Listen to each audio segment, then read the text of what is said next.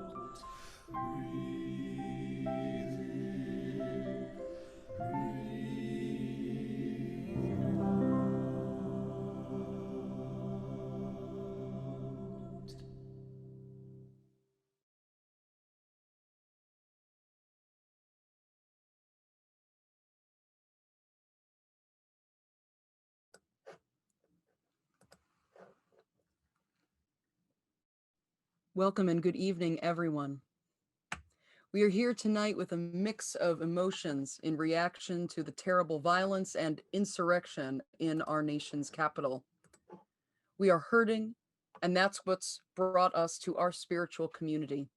These family, friends, and neighbors who support us and love us through such challenging times. However you're feeling tonight, we invite you to feel those feelings: fear, anger, numbness, grief, horror. It's healthy to experience and acknowledge how we're feeling and then find constructive ways of communicating our feelings and needs to others. 20th century Presbyterian minister Reverend Fred Rogers, or Mr. Rogers as he's better known, said confronting our feelings and giving them appropriate expression always takes strength, not weakness. It takes strength to acknowledge our anger, and sometimes more strength yet to curb the aggressive urges anger may bring and to channel them into nonviolent outlets. It takes strength to face our sadness and to grieve and to let our grief and our anger flow in tears when they need to. It takes strength to talk about our feelings and to reach out for help and comfort when we need it. The First Parish staff and community offers you this vigil service to feel your feelings, regain your strength and courage, and know that you are held in love.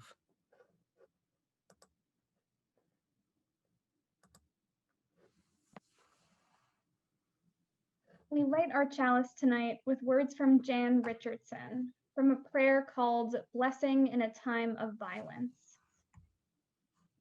Blessing in a time of violence, which is to say this blessing is always, which is to say there is no place this blessing does not long to cry out in lament, to weep its words in sorrow, to scream its lines in sacred rage, which is to say there is no day this blessing ceases to whisper into the ear of the dying, the despairing, the terrified.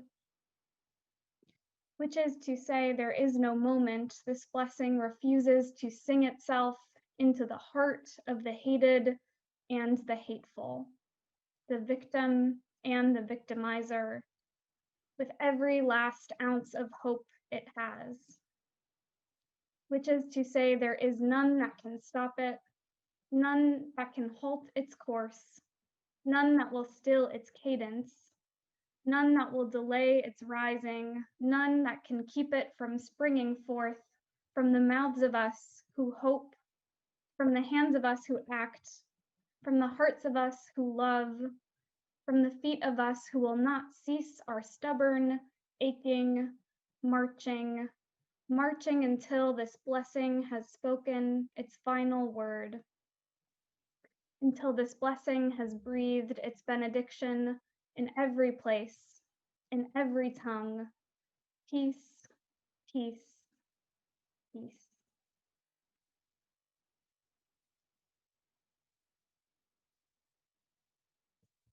And now please join us from home in singing our opening hymn, We Shall Overcome.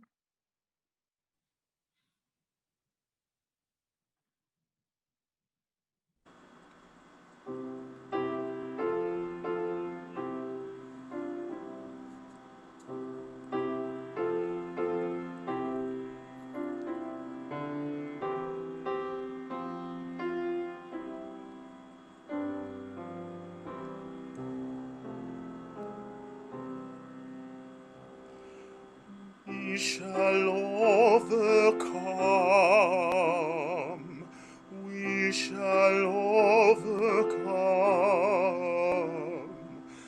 We shall overcome someday. Oh, deep in my heart, I do believe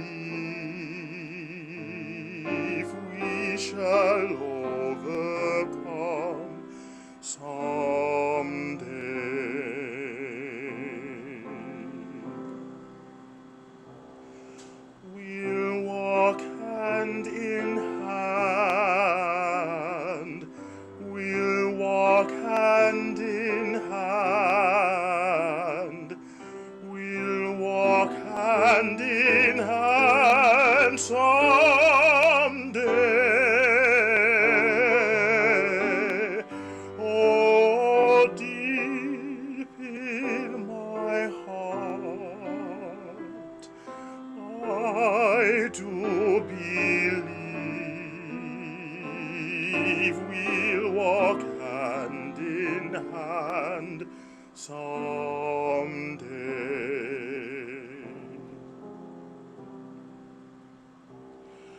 We shall all be free. We shall all be free. We shall all be free someday.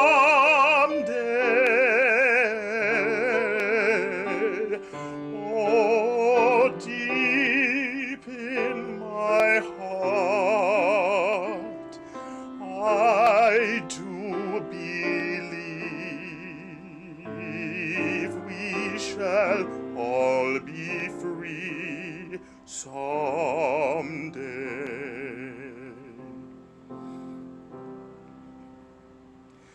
We shall live in peace. We shall live in peace. We shall live in peace someday. Oh, deep in my heart,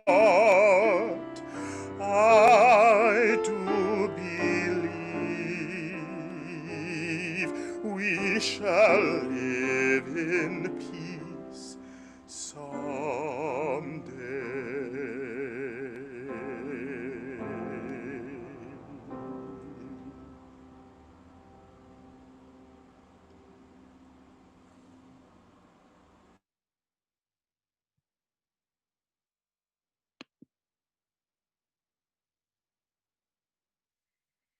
In Unitarian Universalist tradition, the covenant is a set of promises the membership of the church strives to honor with one another and out in the world.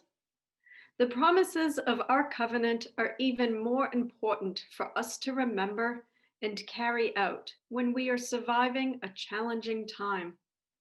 Please say along with me from home the words of our parish covenant as shown on your screen.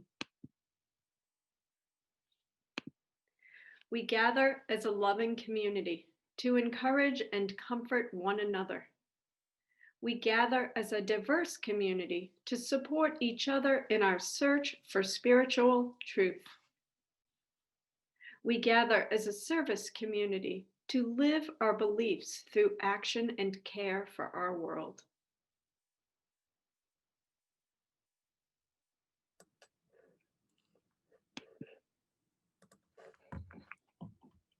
Let us join together now in the spirit of prayer. Please strive to release any tense parts of your body, maybe your shoulders, your neck, your jaw, to allow in some comfort and relaxation. Hold in your heart with me these words from National UUA President Reverend Susan Frederick Gray, which she offered earlier today in her Facebook live stream in response to the violence in Washington, D.C. May we remember the strength and the courage of the freedom fighters who have come before us.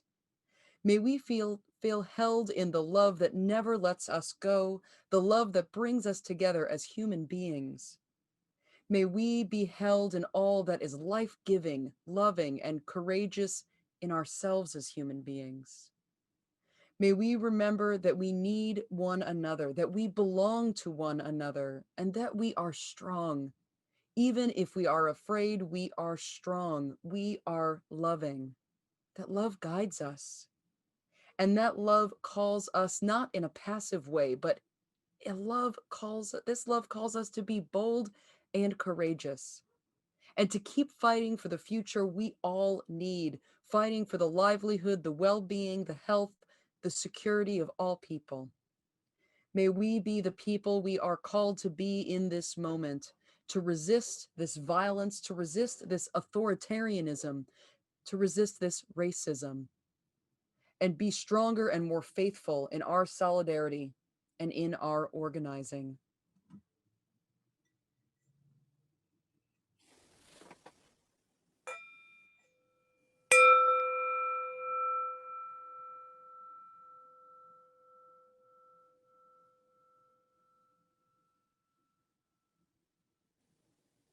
May this be so. Amen.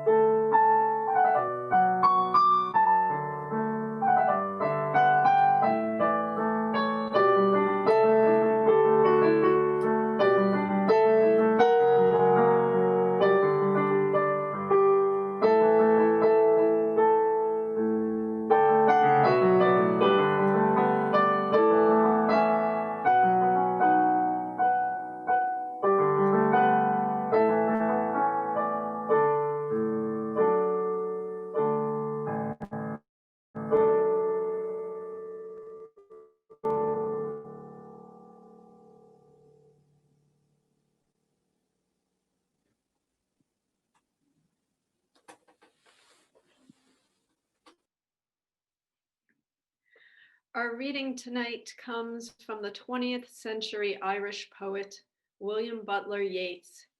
The Second Coming was first published in the Unitarian Transcendentalist magazine, The Dial, and was written in 1919 in response to the end of World War I, the beginning of the Irish War of Independence, and the horrors of the last influenza pandemic.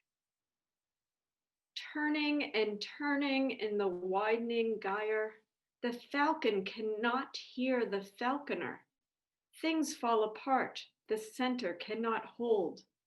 Mere anarchy is loosed upon the world. The blood-dimmed tide is loosed, and everywhere. The ceremony of innocence is drowned. The best lack all conviction, while the worst are full of passionate intensity. Surely some revelation is at hand. Surely the second coming is at hand. The second coming, Hardly are those words out when a vast image out of Spiritus Mundi troubles my sight. Somewhere in sands of the desert, a shape with lion body and the head of a man. A gaze blank and pitiless as the sun is moving its slow thighs, while all about it reel shadows of the indignant desert birds. The darkness drops again, but now I know the 20 centuries of stony sleep were vexed to nightmare by a rocking cradle. And what rough beast, its hour come round at last, slouches towards Bethlehem to be born.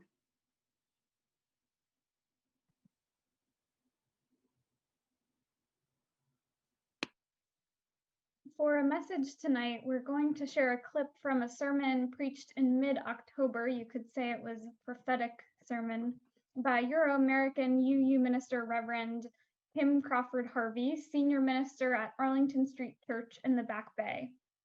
The sermon is called Stopping a Coup, and to go back and watch the whole thing, you can YouTube search Stopping a Coup Arlington Street Church.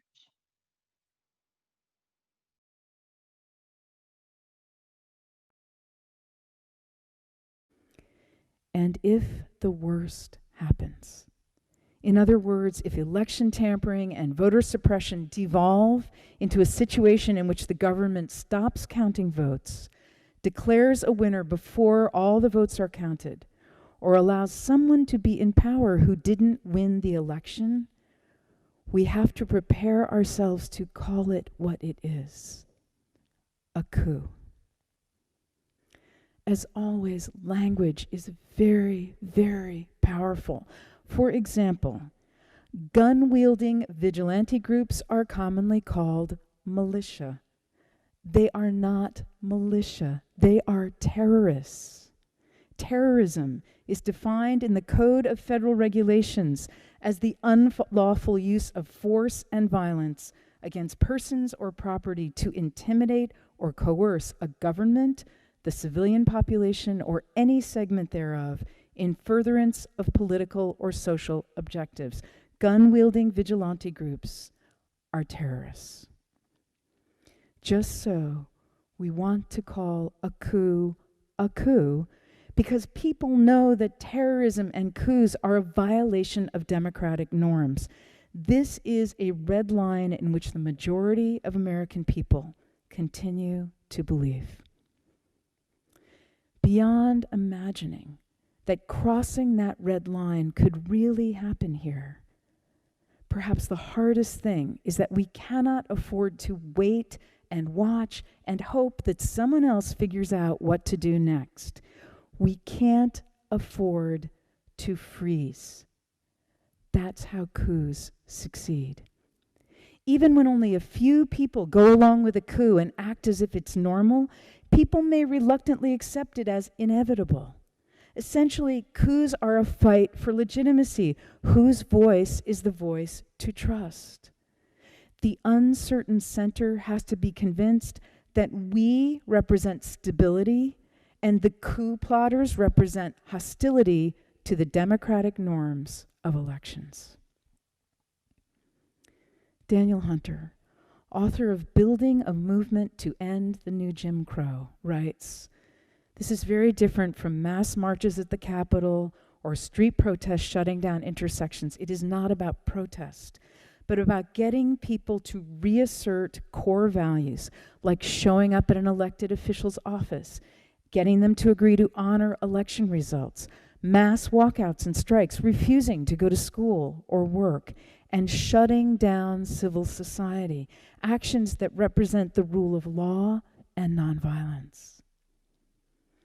In reflecting on the power of peaceful protest on a grand scale, Professor Rosa Brooks sees it as both and.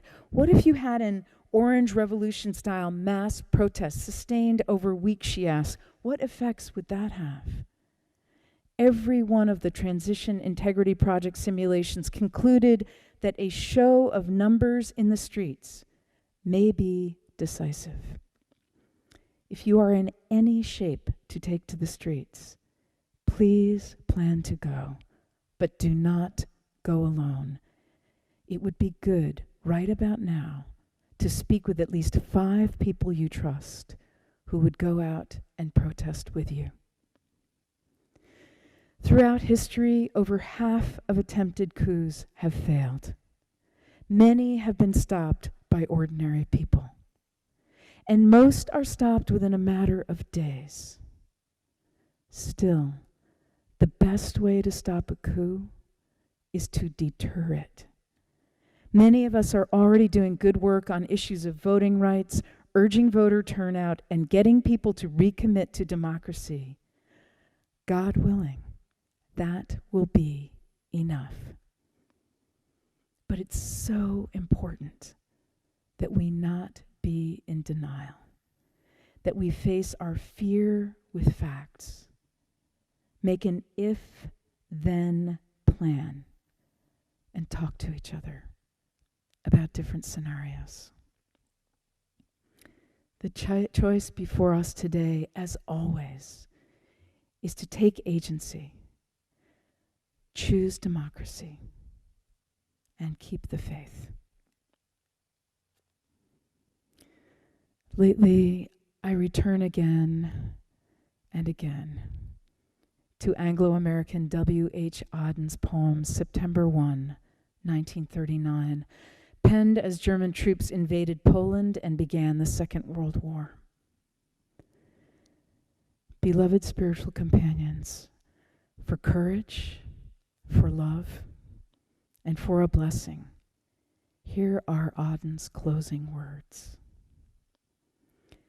We must love one another or die. Defenseless under the night, our world in stupor lies, yet dotted everywhere, ironic points of light flash out wherever the just exchange their messages. May I, composed like them of eros and dust, be leaguered by the same negation and despair, show and affirming flame. Amen.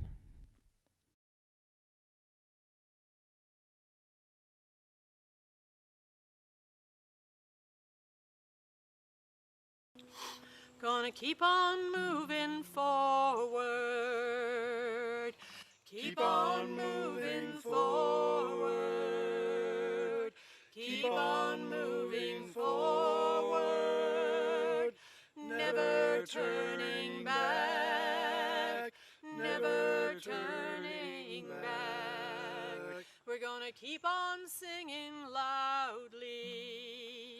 Keep on singing loudly. Keep on singing loudly. Never turning back. Never turning back. We know Black Lives Matter. We know Black Lives Matter. We know Black Lives Matter. Never turning back. Never turning back. We're gonna keep on loving boldly. Keep on loving boldly. Keep on loving boldly. Never turning back. Never turning back. We're gonna reach across our borders. Reach across our borders. Reach across our borders. Never turning back. Never turning back. We're gonna stop these wars together. Stop these wars together. stop these wars together, never turning back, never turning back. We're gonna keep on moving forward, keep on moving forward, keep on moving forward, never turning back, never turning back.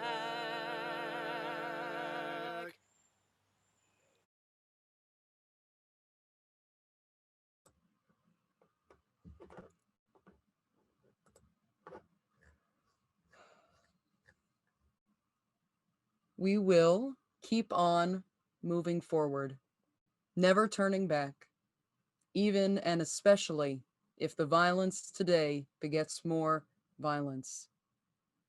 Thank you for joining in this call tonight, and please take care of yourselves and your loved ones during this frightening time. Remember to still drink your water, go on walks, wear your masks, take care of yourselves. And take these words from 20th century queer Black poet Langston Hughes with you today as a benediction. I'm so tired of waiting, aren't you? For the world to become good and beautiful and kind. Let us take a knife and cut the world in two and see what worms are eating at the rind. We see what worms are eating at the rind. We see them today. We have work to do to save the harvest, to save our democracy, to save our country. Our service begins when our service ends. Stay safe, blessed be, and amen.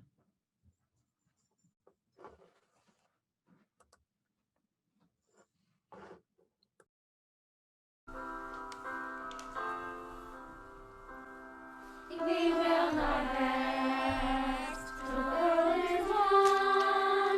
We will not rest till the work is done. Till the world is safe and free from fear.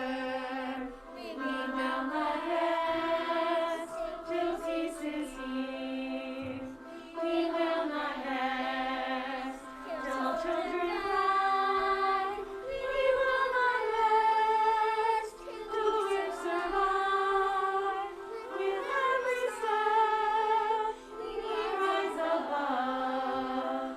We will not rest till we learn to love. We will not rest while smoke stacks spew. We will not rest till skies are blue, till the water's clean and nature's healed.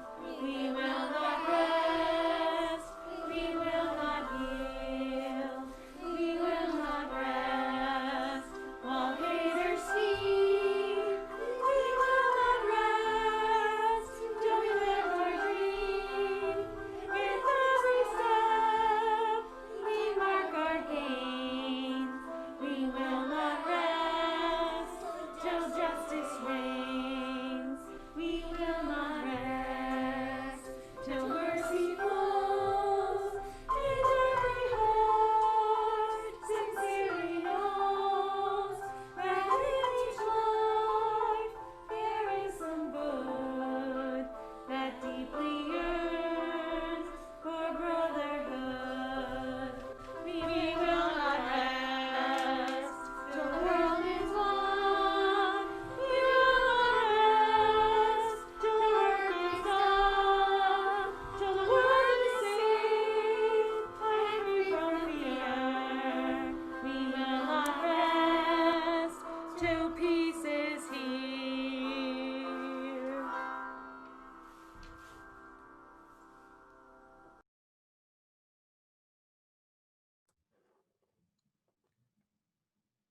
Thank you all so much again for coming tonight for the Zoom vigil. Please take care of yourselves. Get some good rest tonight. And the work begins in the morning. Thank you all and good night.